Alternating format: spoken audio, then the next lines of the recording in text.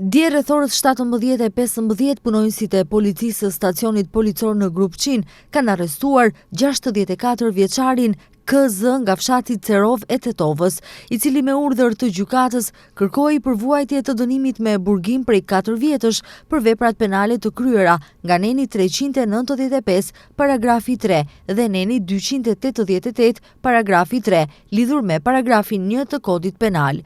Personi është dërguar në burgun e Idrizovës për të vuajtur dënimin me burg.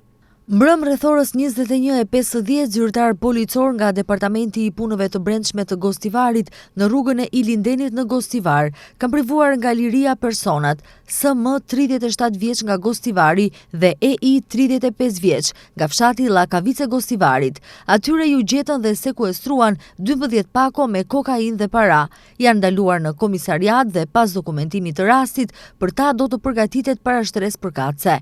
Dje rreth orës 16:10 në stacionin policor Gostivar, 45 vjeçari BS nga fshati Llakavice Gostivarit ka raportuar se djali i tij i mitur është sulmuar fizikisht nga 2 të mitur të tjerë nga fshati Gradec, nxënës të së njëjtës shkollë të mesme në Gostivar, ku kanë mësuar, po merren masa për zbardhjen dhe dokumentimin e plotë të rastit. Dje rreth orës 19:05 zyrtar policor të Departamentit për Punë të Brendshme Gostivar, në rrugën Kej Vardar në Gostivar, kanë privuar nga liria personin SG 45 vjeç nga Gostivari, duke vepruar pas kallëzimit të mëparshëm nga partnerja e tij 49 vjeçare se e kishte sulmuar fizikisht në shtëpinë e tyre. Ai po mbahet në stacionin policor dhe pas dokumentimit të rastit do t'i përpilohet parashtresë përkatëse.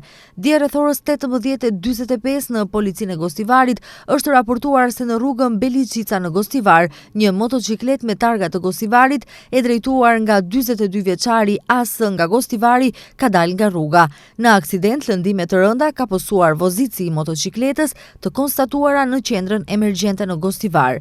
Inspektim është kryer nga ekipi i Departamentit të Punëve të Brendshme të Gostivarit.